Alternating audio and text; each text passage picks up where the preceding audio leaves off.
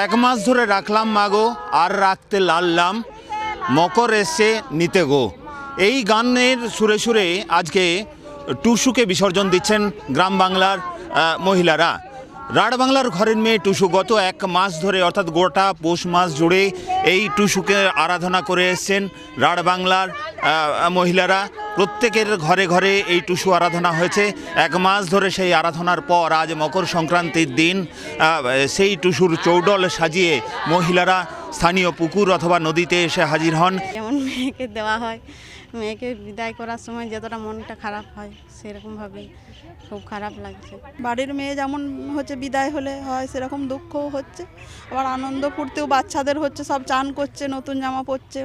30 দিনও রাখলো মাকে, 30 দিনও রাখলো মাকে, 30 সলতে দিয়ে গো, 30 সলতে দিয়ে গো, আর রাখিতে লালু মাকে, আর রাখিতে লালু মাকে, মকরাইছে নিতে গো, মকরাইছে নিতে গো। টুসুর চৌডল ভাসিয়ে তাদের সকলের মুখে সকলেই একটাই কামনা করেন, সামনের বছর ফের এসো মা। বাঁকুড়া থেকে ক্যামেরায় বুধন কর্মকারের সঙ্গে হীরক মুখার্জি, TV9 বাংলা।